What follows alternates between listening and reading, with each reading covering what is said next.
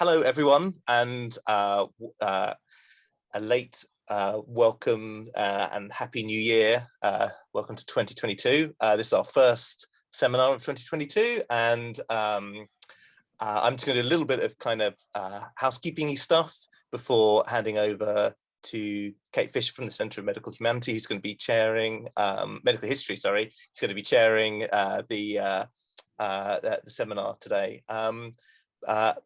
I first wanted to say we're going to have a break at a halfway point at about 45 minutes or so in, and then we'll have the Q&A after that. Please feel free to put questions in the chat at any point. I'll be keeping an eye on that through the papers, and if people could stay muted during the papers, obviously at the start, but later on we might have a more sort of open conversation depending on what the numbers are like.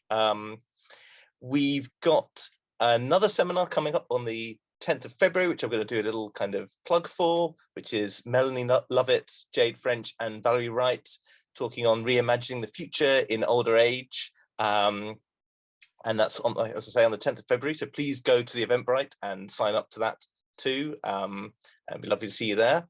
And we have our captions available. There's a button somewhere down the bottom of the screen. You can get a real-time live captioner. Amanda is working away on that as well. So yeah, so thank you very much and welcome. And I'm going to hand over to Kate now.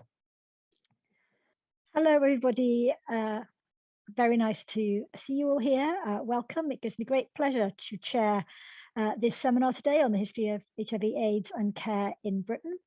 And our first speaker, Hannah, is a research fellow at the London School of Hygiene and Tropical Medicine at the Centre for History and Public Health. They're in the first year of a Wellcome Research Fellowship, which is called What's Love Got to Do with It? Building and Maintaining HIV-Affected Families Through Love, Care and Activism in Edinburgh, 1981 to 2016. Before joining LSHTM, they most frequently and recently worked, just recently, as a research fellow on another Wellcome Trust project that I'm sure many of us are aware of, the Cultural History of the NHS, which is at the Centre for the History of Medicine at the University of Warwick.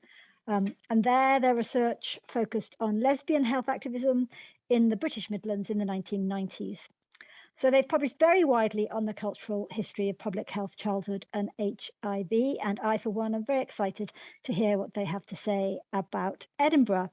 The title of the talk is Mothers' Experiences of HIV and AIDS Activism in Edinburgh, 1983 to 2000.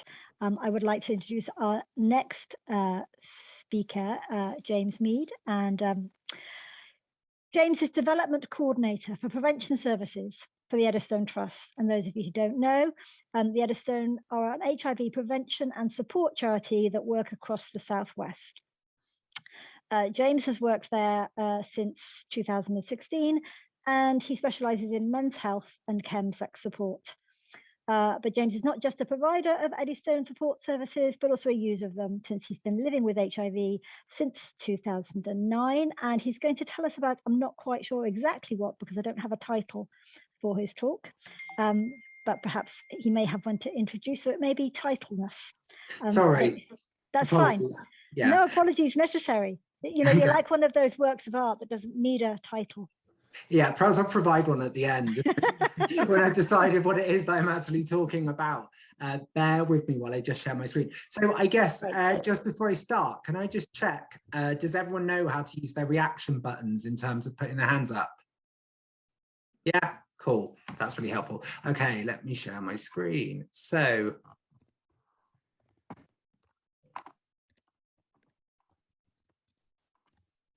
okay, so can we all see that?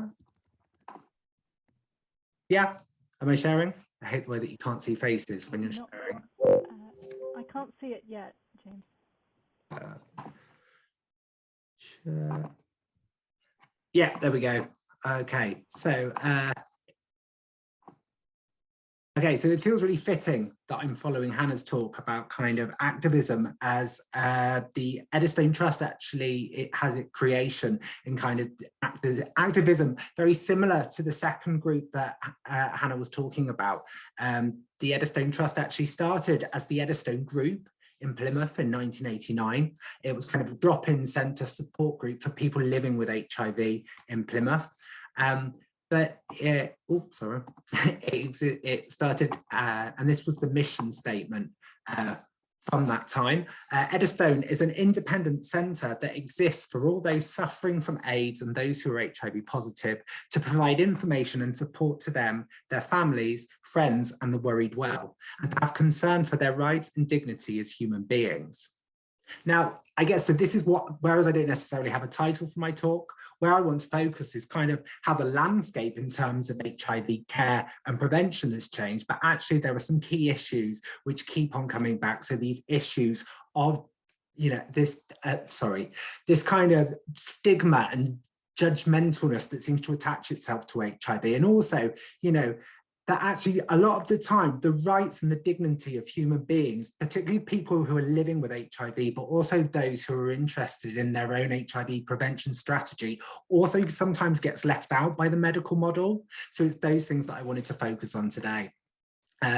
Just to say, so who we are, what we do. So we're based across the Southwest. We're in 7 areas, 7 counties across the Southwest, right up as far as Worcester. So just kind of breaking into the West Midlands. So we're involved in prevention work. So we do lots of outreach. We go to places where people have sex on premises, so saunas, swingers clubs. We go to sites where people meet for anonymous hookups. So places like Holden Hill, I've done a lot of work at. The purpose of these visits is to kind of engage with people who are at risk of poor levels of sexual health, or who may benefit from conversation with our staff. Since the pandemic, our service online has really come into the forefront. So we kind of have a presence on sites such as Grindr, Fab Guys, Fab Swingers, just having a presence, being available to offer any kind of sexual health support that people might require. We do training, we go to things like Pride, and freshers to raise awareness around HIV, prevention, testing, and also other kind of awareness of sexual health. And then we do testing. So we offer point of care testing, a finger prick test, and we can get a result for HIV within 15 minutes. We also offer support to people living with HIV. Now, this is where we've kind of shot ourselves in the foot, because as we've been banging our drum for the last 20, 30 years, saying that HIV is a chronic illness that you can live with quite happily and healthily, that's the point where the people paying our wages say, well, then we don't need to give you money to support these people. So what I'm just sharing on the screen are a couple of screenshots. These are within the last couple of years. So on the left, an HIV charity in London, Gay Men Fighting AIDS, produced a video where they got men living with HIV to read out loud the responses on the gay dating app Grindr that they'd been sent from individuals. So this guy here, he's reading, "I wouldn't want anything to do with an ugly pile of HIV like you." And he's been out there, he's put on his profile, he's living with HIV, and that's the response he's got. There's another guy, completely different area. So this guy was from Ireland, and he's been told, "I hope you die of AIDS. I hope this world never has to see your dying face again." At Christmas, I had to kind of stand down from what was starting to become a really tense conversation I was having with a friend, acquaintance, who had recently trained to be a piercer. I started to talk to her about what her kind of guidelines were on piercing people living with HIV, at which point she told me, yeah, I'd be more than happy to pierce someone living with HIV, as long as they had a letter from their doctor. So what all this is pointing to, there's still stigma towards people living with HIV. They're still being treated different. There's still discrimination. There's still prejudice out there. And that's why we require that support. That's why we have to continue offering that support. And that's both at the point of diagnosis, but also ongoing through life. Just kind of wanted to update you on kind of the stats in terms of the England data for HIV. Now, the way that the stats work, they always get released on World AIDS Day, which is the 1st of December, if you didn't know, but they're always for the year before. So on 1st of December 2020, we got the data for 2019. On the 1st of December 2021, we got the figures for 2020. Now, I've included the last 2 years because if you look, some of the values actually look a lot lower. Now, it would be amazing if I could kind of pat myself on the back and, you know, all my colleagues, and we could go, we've done an amazing job. Unfortunately, what the data actually points to is that there's been a decrease in testing as a result of the pandemic, and that's why all the figures are lower. It's not because the HIV prevention strategies have worked to the extent these figures say. So in 2019, there were 105,000 people living with HIV, 106,000 in 2020. The new diagnoses in 2019 were 4,139. Obviously, the 20 figure looks a lot lower than that. Very similar rates of new diagnosis amongst heterosexual people. So of the new diagnoses in 2019, 37% were heterosexual and 38% in 2020. Now, when we're looking at the new diagnosis in gay and bisexual men and the MSM population, for those who don't know, when I talk about MSM, I mean men who have sex with men, but maybe don't identify as gay and bisexual. That's where kind of this disparity with the pandemic really comes into play. So 41.1% in 2019 and only 33% of new diagnoses in 2020 were amongst this group. You know, that looks amazing. It would be amazing if that's where it was. It's not. We need to wait for a year without restrictions so we can get an accurate picture on that. In terms of ethnicity, white British, 40 in 20, now, sorry, just to say, when it comes to ethnicity, I haven't been able to find like for like statistics to make a comparison. So that's why I've not included 2020 data. So white British made up 47.5% of new diagnoses in 2019, and Black Africans made up 18.4%. It's really important that we do look at these cohorts because it really informs our prevention strategies. When I'm talking about the MSM population, they might have a female partner at home. The only time that they might actually identify or feel able to acknowledge their kind of sexual preferences is when they're having sex. So, you know, when we're putting out promotional material, it really affects it, you know, it really, if we were to put out promotional material, putting on there what they may consider to be kind of a stereotypical gay man, they're going to look at that poster and say, well, that's not me. That doesn't apply to me. I'm not that person. Okay, so we have to be really careful in these messages. Similarly, when we come to Black Africans as well, it's really important because, I mean, at a very basic level, as a cisgendered white gay male, it can kind of, you know, you're going to get into very hot water very quickly. Hello, based on the color of your skin and your ethnic background, I believe you're disproportionately affected by HIV. But it's more than that. You know, cultural barriers to talking about sex and particularly sexual health. So all of these things kind of inform how that we would approach that group, or the prevention strategies that we would employ. In terms of late diagnosis, 42% in 2019 and 42.4% in 2020. So that's not really gone anywhere.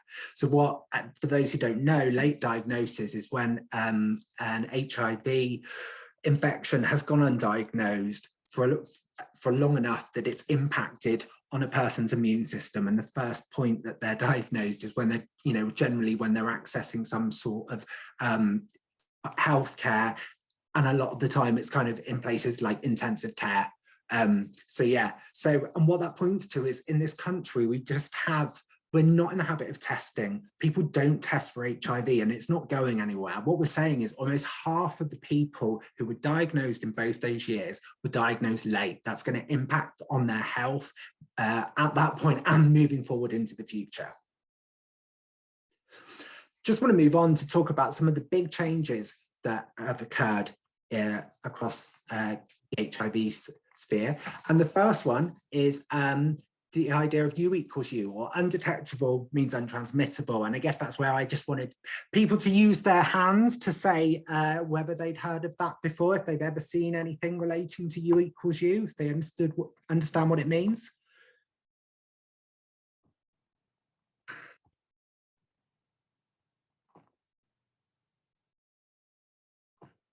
Cool. So it feels, I don't know, that looks like half. I don't know. Yeah. I mean, it's more than I was expecting. So that feels like a success. So once upon a time, across the world, really, what would happen? You get diagnosed with HIV, and then they would wait for your CD4 count. Oh no, sorry, it says it's only 4 participants raised their hand. Anyway, never mind. So you get diagnosed with HIV. They'd wait for your CD4 count to drop to 350. Okay, well, most people's CD4s can range from anything between 500 to 1,000. So even if you started at 500, if your CD4 count has dropped to 350, it's still dropped to 350. It's impacting on your immune system. Okay, what they do now is they get your medication pretty quickly. Okay, and the whole purpose is to get you down to undetectable. They don't always talk in CD4s anymore. They generally talk about whether you have an undetectable viral load. This kind of started, there was kind of knowledge of this among kind of people living with HIV and their partners for quite a long time before it was kind of accepted, well, researched and accepted by the medical profession, who didn't really catch on to this till 2016. However, it first kind of was being promoted and was starting to come into the public sphere from around 2011. What they did, there were 2 studies. They were called the Partner Study. There was one in Europe with heterosexual and male couples. There was about, they sent them away. They were zero discordant. I hate that term on its own, but essentially one person was positive, one person's negative, sent them away, asked them to have condomless sex as much as possible. There were, I think there was 8,000 recorded sexual, condomless sex acts, for want of a better word, that's not the right term. But anyway, there wasn't a single transmission of HIV. They also did it again with MSM couples a couple of years later. Again, there wasn't a single transmission of HIV. So that's brilliant. And, you know, it's really changed the way that we talk about HIV. It's really changed things for people living with HIV. It's really empowering in terms of being able to say, I take my meds.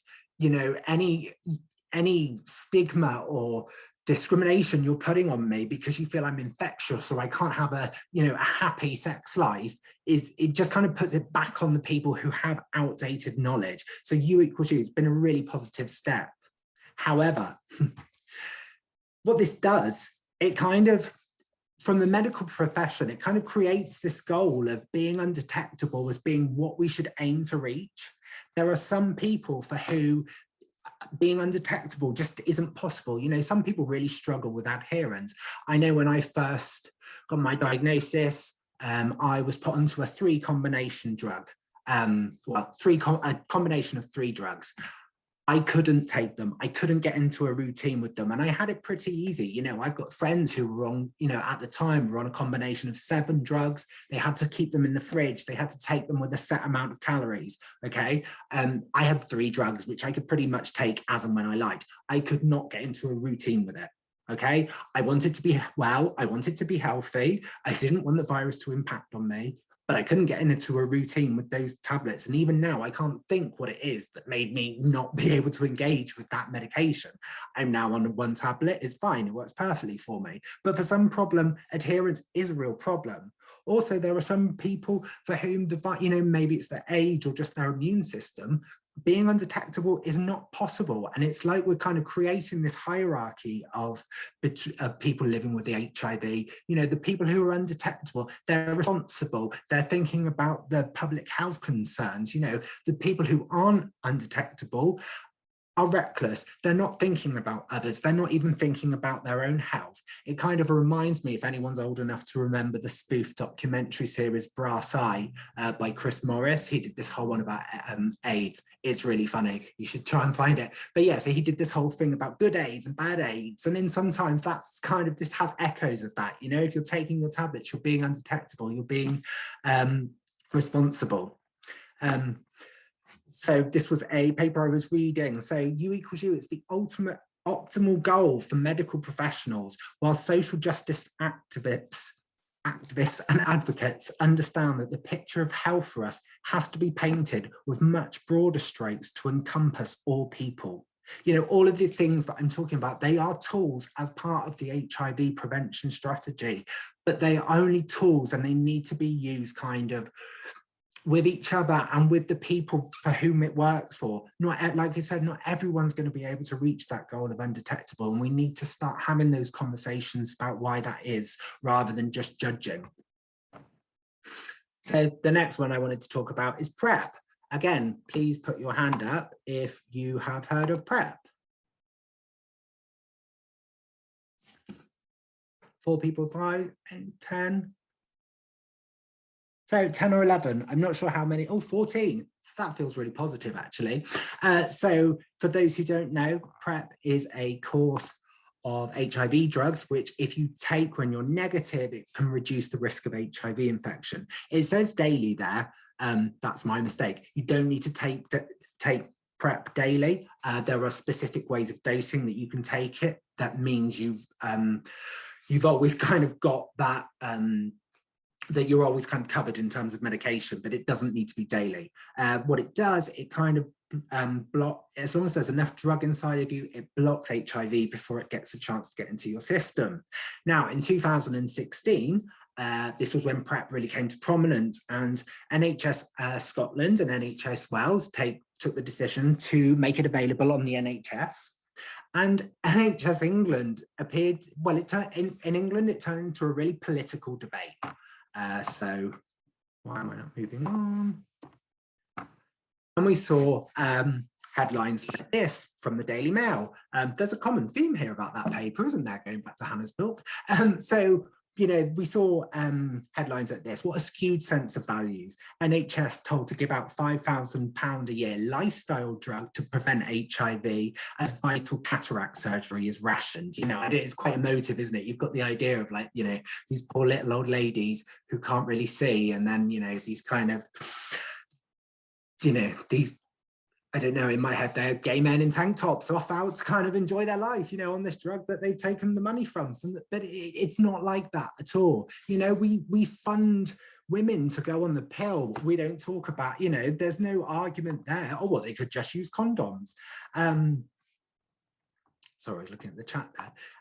But, you know, the Daily Mail weren't the only people having this kind of debate. The BBC also kind of did a report around kind of cancer funding for children, and there were kind of, you know, these really sick pictures of these really sick children who, you know, apparently were having cancer treatment denied because they were funding PrEP.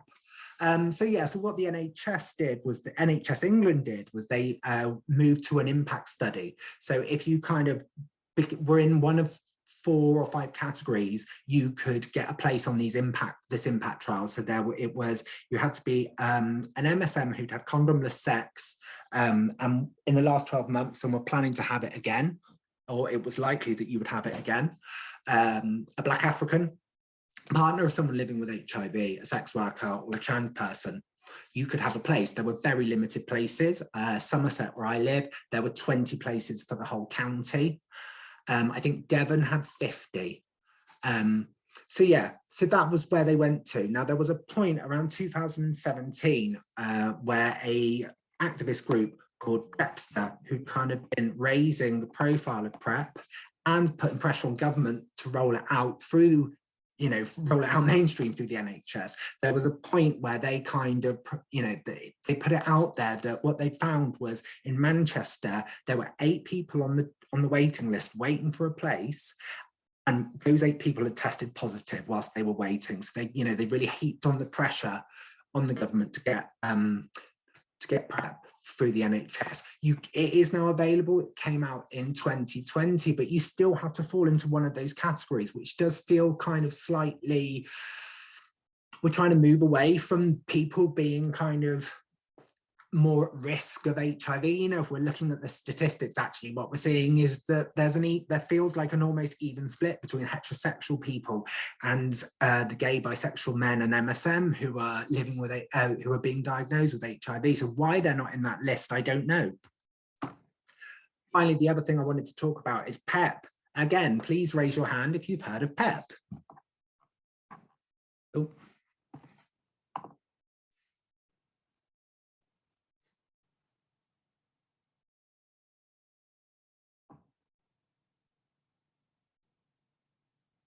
Cool, so 8 people, so less than PrEP, and that kind of follows what I thought as well. And less people know about PrEP. So PEP is kind of, for want of a better description, the morning after pill for HIV. So if you believe you've been exposed, you can, as long as you start the medication within 72 hours, it's best started within 24. You can, yeah, it works to kind of offset that risk. It's 28 days of HIV treatment, and there is quite pronounced side effects, which means that sometimes people don't make it through the 28 days. Where some of the discussions around now is how we're kind of reinforcing some of that anxiety around HIV being the thing that people don't want to get, and it's the thing that if you test positive for, your world's going to end. So you can get PEP from the sexual health clinic or HIV clinic, and you can get it from A&E. So where the discussion's coming is some of these needle spiking incidents that we've seen lately. Maybe in A&E, they're not as confident in their knowledge of PEP, and I don't want to do anyone in A&E a disservice, but if you were what we saw was people who were victims of needle spiking and presenting at A&E, they were getting prescribed PEP. Now, the British HIV Association, their guidelines is that a needle stick injury, particularly in that situation where someone would have to prepare that needle of blood, in the toilet, they wouldn't be on the dance floor doing it. So by the time they'd actually got to kind of needle stick somebody, that virus would be dead. So the Beaver was saying there's no need to prescribe PEP. However, A&E were doing that. What that was, the people that were going to the sexual health clinic or the HIV clinic were left feeling like they'd been done a disservice. The clinics hadn't taken the steps that they needed to take to prevent them from testing positive for HIV, whereas A&E had. And actually, A&E were, and also those that had been started on PEP that didn't necessarily need to were kind of being given this kind of 28 days of anxiety around, oh, am I going to test positive? When actually they were never going to test positive. It was never a concern. So yeah, we're still kind of looking at HIV as that thing that we need to protect everyone against, rather than just being one virus amongst a lot. Finally, I'm just wrapping up now, and I'm aware I'm up to time. So the government, in 2020, I was invited, not personally, but, all us working in HIV organisations were invited to a Zoom seminar on World AIDS Day, Elton John and friends, which felt very exciting. I got there, and the friends, or the special guests, were Michael Gove, Matt Hancock, and there was one other, can't remember, but I do understand why perhaps the name wasn't on the billing. But anyway, so there was this big fanfare about this new commitment to no new diagnosis of HIV by 2030. And the way we were going to get there was to increase access to PrEP and new prevention technology. Over the next few years, they're going to put funds into PrEP. They're also going to increase access to testing within and outside of traditional health settings. So many people believe that they would know if they had HIV because it would get picked up in a routine blood screen at the GP or at maybe an outpatient appointment. You only get tested for HIV if you ask you only get tested for HIV if you ask to be tested for HIV. It doesn't make up a routine blood screen. So what we're campaigning for is for HIV to be a routine blood screen. There's been pilots of people in A&Es being tested for HIV. It's not been rolled out to the mainstream yet. It's still in its pilot. The other thing is improve access to specialist HIV care and medication. essentially promoting that idea of you equals you, which, you know, don't get me wrong, it sounds like I'm really down on it, but actually, you know, as a person living with HIV, you know, like I'm fully in support, but it doesn't capture all, you know, and we need to remember that at the heart of this, there are individuals. So, sorry, the last thing to say on that is, since this big fanfare with Elton John and Michael Gove, and I really want to think who the other person was. I know it wasn't anyone particularly inspirational. But anyway, there has been a very significant lack of commitment to any real funding to get us to where we want to be. There was a report published by the HIV Commission in 2020, which acknowledged, 2021, which acknowledged we are not en route to meet our targets. So finally, just to say, finally, I think I've said that quite a few times now, but so 7th to the 13th of February 2022, it's National HIV Testing Week. You can order a free finger postal testing kit from that link there. If you Google National HIV Testing Week, you will get that link as well. And also, I think it's, you know, you can get that test now. You don't need to wait till the 7th. Okay, and for more information on Eddystone, please go to our website, eddystone.org.uk. Just to say, we've got some job vacancies at the moment as well. So if there's anyone out there, who might be interested, or you know someone who might be interested, please pass that along. But I'll stop now because I'm very aware I've been over time. Thank you. So that was, I'm sure everyone enjoyed the fantastic talks by both of our speakers, and I just wanted to pick out a few things that really struck me as commonalities of areas that both our speakers are talking to and talking about, despite coming from different sorts of perspectives. I was particularly struck when Hannah talked, as part of introducing that striking but yet typical Daily Mail article, and she called it a kind of agency stripping pessimism, which I thought was a lovely phrase and really captured actually what it is like, or what issues are raised by all of, you know, for all of us, if we and when we exist in worlds where we are coping and existing and being challenged and finding a way of living our lives in the face of external forces that aren't necessarily always on our side. And so I was wondering whether one of the questions that we're kind of grappling with here is, how can healthcare services, activist groups and people operate in the face of maybe national responses or public policy or political rhetoric or tabloid sensationalism? How can we find a place of existence? And I liked the way that what we're getting from both Hannah and James are insights into the connections between healthcare services and activism in the context of ongoing issues of stigma, prejudice and fear, sometimes which are kind of in a way more prominent than they need to be, but their very prominence is disruptive. And as part of that, I was thinking how both the talks, you know, are really interested in the relationship between activism and care services. And they flag up also the importance of listening to and working with activists. And then I was thinking that also has relationships to history and how we can use that to disrupt the way history is written. Which gets me onto my third point, which is about then the value of stories about the past, stories about how the history of HIV and AIDS is written, or the stories we tell ourselves about the last 30 years. How can those stories help us, and how can they contribute to the activism that our contemporary world still needs from us?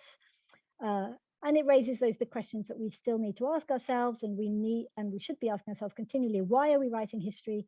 Who are we writing history for? And what are we doing with those histories to engage with contemporary concerns? And I think that sort of sets up the kind of platform for us to engage with further questions. I'm going to go on to Michael, who's been looking at the chat, and is going to start. Yeah, there's an exchange between João and Richard that I'd like to just, with their sort of tacit permission, I'll just read it out in case people missed it in the chat. And then there's questions from Martin and James, and I think I saw another question as well. So but let me just read this exchange out. So it was in response to those headlines that James was showing, and João says the cataract headline will forever remain in the history of this country. And Richard then, in response to the availability of PrEP, was saying it was a really good thing when it became available on the NHS in England. Couldn't believe the first time I found out about it was in a sexual health clinic rather than being on the news. And João responds, considering it was approved by the FDA in 2012 and subsequently in many European countries, it really tells a story about England. Richard, there's a similar story here also about HPV vaccinations on the NHS for gay men and MSM. And João, yeah, I was very happy. I got that at 50 16th Street when it was being trialled. Richard, didn't know you could get PEP at A&E, that's good. If you live in a city, a GUM clinic is reasonably accessible, but for rural people, that's often impossible. And Richard has a further observation a little further down. I suppose there's a sensitive project here for managing potential fallout between those who've benefited from PrEP on the NHS and therefore get a sense of smugness about being negative versus those who are positive and have to manage their condition. There might end up being some more misunderstanding, sense of superiority on the part of the PrEP negative folk. So I don't know if maybe Richard and João will want to raise a kind of, I see that João had to go, but Richard might want to jump in with a direct comment. I hope he didn't mind me kind of ventriloquizing him there. No, Are you there, don't Richard? worry, I'm here. Yeah, João's gone, I think. But yeah, no, I mean, it just occurred to me. I mean, obviously, James and Hannah, you probably experienced this yourselves with the different attitudes between those who have benefited from things like PrEP and that they're negative versus those who obviously haven't in that pre-diagnosis stage. And I just wondered if you had any thoughts about this, whether you think it is a potential issue in terms of the sort of sense of superiority, I suppose.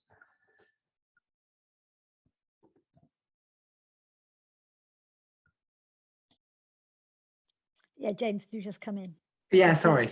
I mean, to be honest with you, it's not something that I've experienced. It's not something that I've really seen. I think particularly at the start of the trial, it really did feel like kind of people that were engaged in messages around PrEP were more of kind of certainly allies kind of for people living with HIV, and also kind of, you know, what some of the work about PrEP still, which is still ongoing, is around kind of individuals engaging their friends around conversations. So I really don't think this kind of, no, I don't think that's a thing at all, actually. I think, you know, there are, yeah, I think, yeah, like I said, it's this sense, it's brought out a sense of allyship and kind of wanting to talk to other people about kind of, you know, if you don't like condoms, though I must say, you know, you are meant to use condoms, you know, you are meant to use PrEP with condoms, but you know, if you do struggle with condoms, then there is PrEP. And, you know, that's how I see kind of people on PrEP, is kind of using the knowledge they have to kind of, you know, affect change in those around them. Lovely. Yeah, I hope so. I mean, obviously, that comment from Grindr was awful, wasn't it? Yeah. I hope attitudes on the apps are similar. But thank you, Jane. So we've got a question from Martin. If Martin wants to jump in with a question about temporalities. Yeah, I kind of wished I had written out now, because there was so much great sort of talk still going on and chat and stuff. I'll try and remember precisely what it was I was going to ask.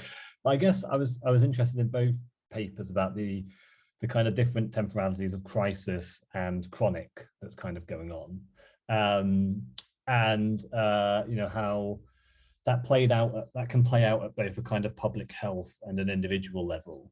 So I was, you know, broadly just wondering if the speakers could speak to that a little bit more. And I suppose what made me think of it is how a sort of a shift to crisis or emergency as a kind of a mode of understanding a problem can kind of expose certain priorities and shift certain things out of sight. So you know, in your case, Hannah, it was the kind of the emotional social, all those other needs of the patients that wasn't just explicitly about the kind of biomedical, and then how that gets gendered as being actually, well, that's something that these families can deal with, because what we'll deal with is just the kind of just the sort of biomedical side of things, but also how that stuff, even though that is kind of moved out of the frame, it's also not dealt with until after the shock, if you like, of the initial sort of outbreak of the epidemic. For James, it seemed to come in lots of different ways, both kind of after the, in some ways, the kind of the crisis of a diagnosis, then the kind of everyday reality of living with a chronic illness, both in terms of like, it's not, there's kind of an assumption in some ways that, you know, you have a bit of you might have this crisis and then you're stable and then that's it. the chronic is stable and it just sort of keeps going on. I just wonder if you could talk about both maybe the challenges from the sort of service provision point of view of dealing with actually what would presumably be kind of, you know, dips in and out of, say, being undetectable, and how also it's the challenge for you as a charity to kind of to deal with a disease that's no longer kind of, or considered to be that this sort of this big crisis, and is actually kind of, as you were sort of saying, you know, that challenge of it being long term, particularly when new crises are coming along like COVID, and you've already kind of pointed out some of the diagnostic things. So just if you could speak to that a little bit more would be really interesting. Thank you. Thank you. The temporality of the HIV crisis in Edinburgh is really weird, because they obviously tested a huge cohort of blood from IV drug users, which they had just like in store because they'd been testing them for hepatitis. And they were like, oh, let's see what happens. And then they discovered that a lot of the drug users whose blood they had also seemed to have the virus that was identified as being the kind of virus related to AIDS. So in some ways, Edinburgh had this weird HIV crisis that was kind of an HIV crisis rather than an AIDS crisis, because a lot of these people had HIV, they hadn't developed AIDS. And then you ended up with a situation where you had a bunch of people who weren't sick but had needs. And then you ended up with a bunch of children who weren't sick but had needs. And no one knew how to deal with it, because, if, you know, social workers and doctors were going to these big conferences where they were speaking to people in North America about pediatric AIDS and what that looked like in New York or Detroit or what have you. And they were like, oh, this is what it looks like. And it wasn't what was happening in Edinburgh, because this was a different situation in terms of like the timeline, in terms of just something as simple as disease trajectory. So they just didn't, they then had to kind of write their own rule book about what do you do if you have a patient who you know has HIV, they're not sick, is a mother, they have a child who has HIV, that child isn't sick. So that was a kind of a weird one, but then the doctors kind of rang the alarm bell. They were like, this is a crisis that will happen, because that's kind of how they viewed it. They were like, these people will become sick. And the newspapers got hold of it, and then you end up with this Edinburgh AIDS capital of Europe rhetoric. So there's a really weird messiness to the kind of timelines. But this was really, really, really important, because you end up with a situation where you're predicting this crisis where you're going to have loads and loads and loads of children who have AIDS. And that then didn't transpire. What transpired was loads and loads of children who were affected by HIV being a big part of their experience in their community, because they were living in places where lots of people had HIV, their parents had HIV. Often it was like, it was very much a kind of intergenerational family disease. It could be both parents, or it could be a parent and an uncle or aunt or something like that. So you end up with this very kind of complex intergenerational health crisis that they then have to deal with. So in some ways, the way that it moves from this kind of biomedical concerted crisis is that those kind of social needs are the needs that they're dealing with in that moment, knowing that there might be medical needs down the road. But also, they wanted to get these families to come into the city hospital AIDS clinic, which is what it was called, and they wouldn't turn up, because these families had had dealings with social services before, whether they were because of either drug use or sex work, or if they were men who had sex with men, they might have had dealings with the police. And they were not up for necessarily coming into Edinburgh City Hospital for an HIV clinic with their toddler to get their toddler stuck with needles. It was not what they wanted to be doing. So then the doctors had to physically go to them. So you ended up with, you know, Dr. Mark of the Pediatric Centre going to the homes of HIV affected families to try and draw blood from babies, because she couldn't get the parents to bring the babies to the clinic. So you end up with these doctors end up with a much greater understanding of the kind of social circumstances of people that they're working with. So this isn't necessarily doctors being like savvy and understanding that like the emotional needs of the parents or like stigma is really toxic. It's they're literally seeing it, they're literally encountering it, and they are learning on the job that like 95% of their job is not this kind of biomedical response. It's working out how to meet the needs of people. So like you've got to make leaflets that make HIV less scary. You've got to help parents talk to their children, because otherwise they're not going to be part of your cohort study. So like it looks incredibly cuddly, and it looks like these are people, and I'm not for a second suggesting that these people weren't doing their best for their patients, but also this is how it had to work, because otherwise these children, these families that they wanted to monitor, that they wanted to see what would happen, would just disappear because they weren't going to engage in these services. And the thing that happened in Edinburgh that was really important is they worked out that a child born to a mother who was HIV positive wasn't like 60-70% chance going to get HIV. It was actually much less than that. And they didn't know that because in America, the cases they were seeing were babies born to mothers who had AIDS, or babies born who then developed AIDS very, very quickly, which wasn't the case in Edinburgh because of this slightly different trajectory. So yeah, it's very messy, and it's also very interesting about like what those pressures of different kind of crises, this kind of social, emotional, educational crises were.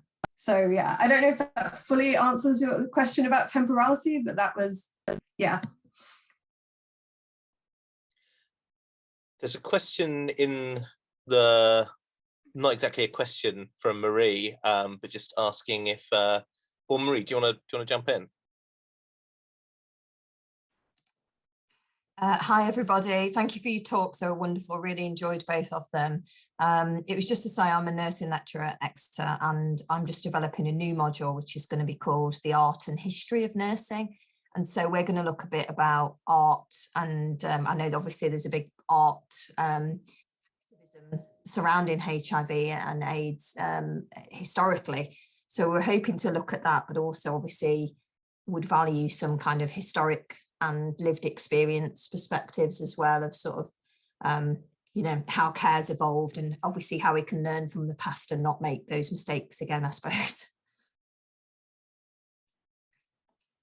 So yeah, I just wondered if you had any thoughts on it, or if either of you would be interested in coming to speak to our students, because I think they'd really, you know, value your perspectives.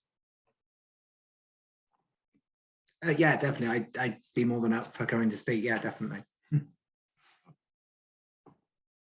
Yeah, I mean, same, absolutely. Like for me, one of the most interesting characters in the kind of pediatric AIDS research centre that I was talking about was the health visitor, who kind of went along with the GP because she knew what it was like to go into homes, because health visitors go into homes.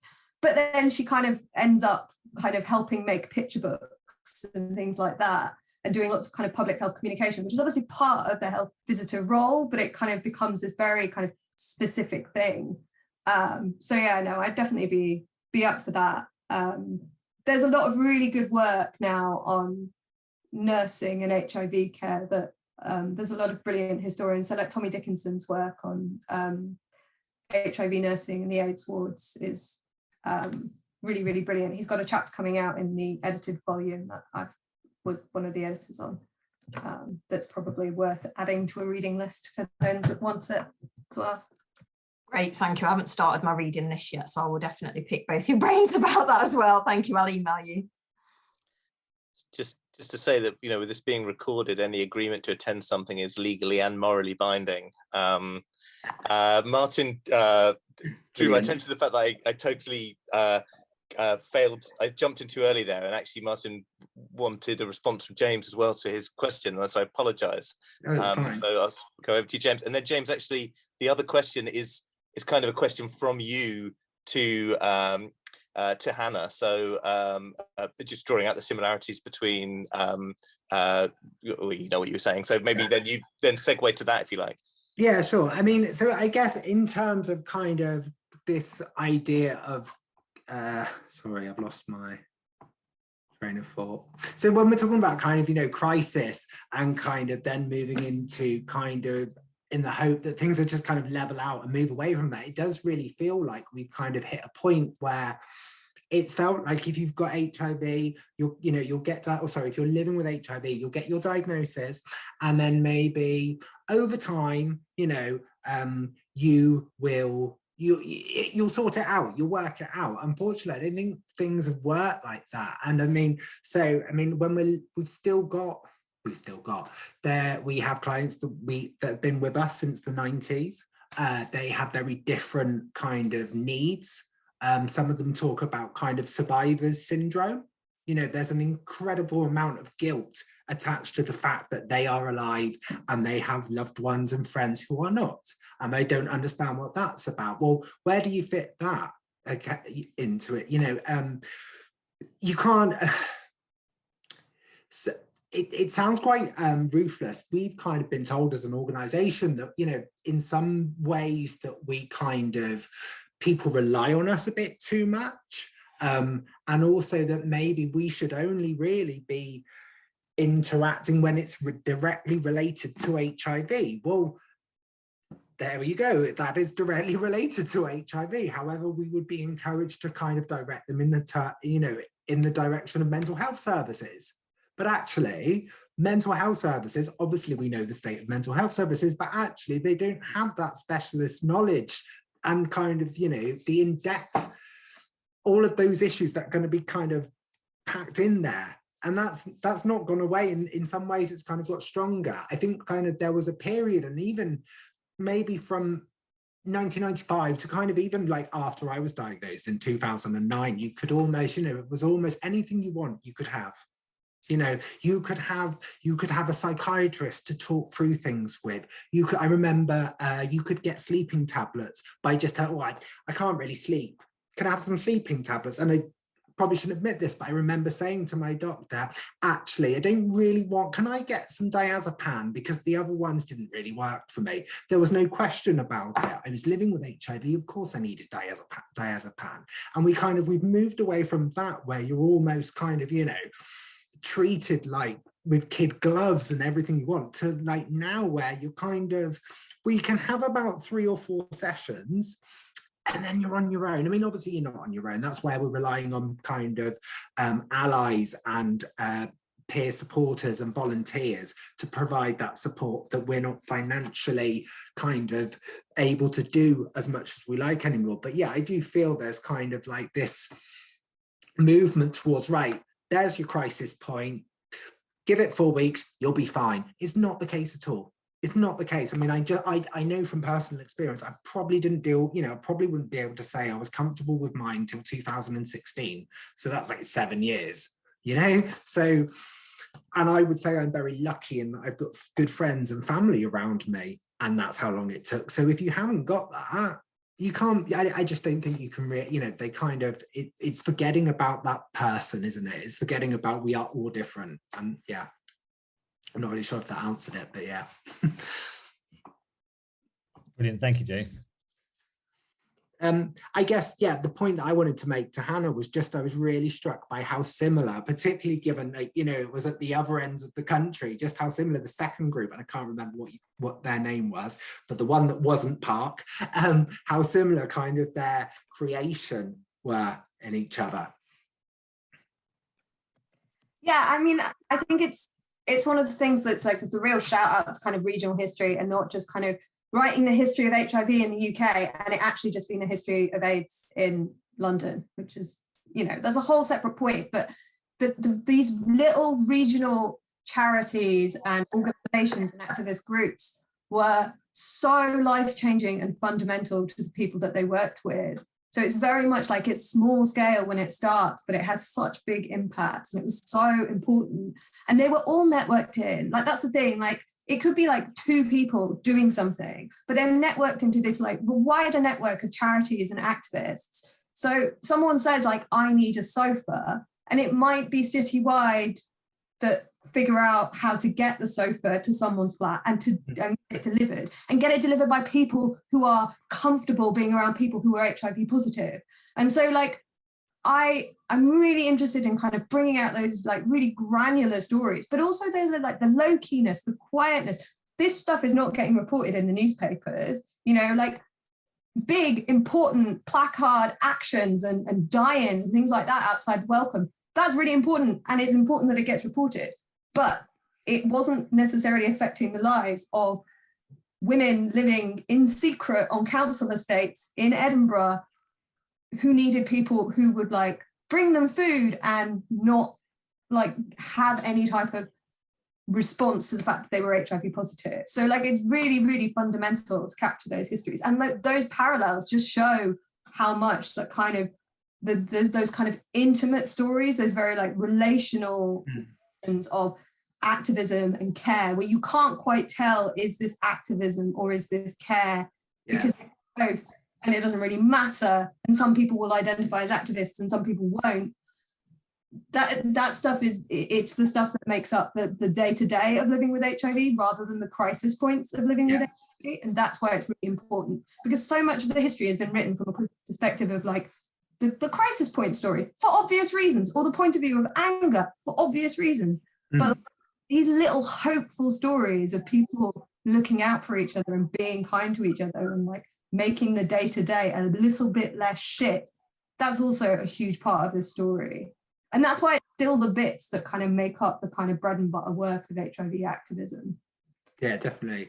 I feel like also like there's a real kind of maybe not conflict, but you know, in London you had the Terence Higgins Trust, you know, you were in London, yes, of course there was stigma, but you know, they felt able to name their organization or their group after someone directly linked to HIV. You know, we were called the Eddystone Group after the Plymouth Lighthouse because they didn't want anyone to know what it was about, you know, and that's the reality when you're looking outside of these big cities.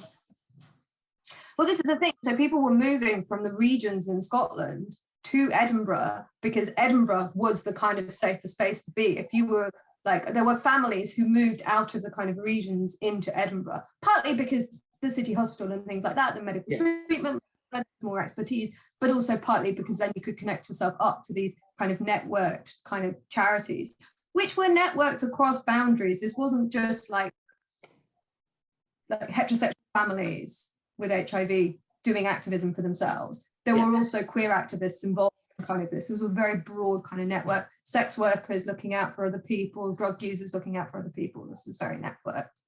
Partly because it's a smaller city than London, easier to be.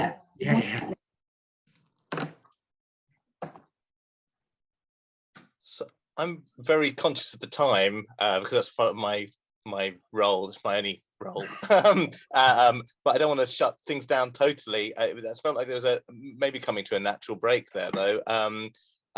If anyone's got, I don't know if either the speakers or Kate has a last comment they want to make. There was no question that came up in the chat, just lots of appreciation, really. But any final comments from anyone? I was just going to say how wonderful it is if you just, you know, the speakers just come together in this sort of, you know, we haven't had to do any work. We've just been treated to this extraordinary discussion from the basis of, you know, such complementary expertises. It's been a joy. I mean, I certainly have questions, but I'm not burning to give them because I feel I have been treated very, very well to a masterclass in engagement. But I guess we should just see if there's anybody who does particularly want to ask something that they haven't had a chance to, and if not, give our speakers a well-earned rest. A silent round of applause with little yellow hands. Yes, very good. I'm going to do it in person because it's easier than finding the button. Yeah, that was such a fantastic seminar and a real treat, and yeah, just wonderful. And I guess that the nursing's the trainee nurses are going to be getting it, getting more of this as well, which is wonderful. So thank you, and just a final shout out as well for our next seminar on the 10th of February, and also please, people who want to suggest an idea for a seminar, a theme, a speaker, want to take over and run one, drop me or Martin an email, or and there will be a Padlet as well that will be circulating. We've got one more spot in this year's seminars, and then we've got 2022 to 23 to think about as well. But thank you again to our fantastic speakers. Thank you to Kate for a brilliant sharing and response, and thank you all so much for being here.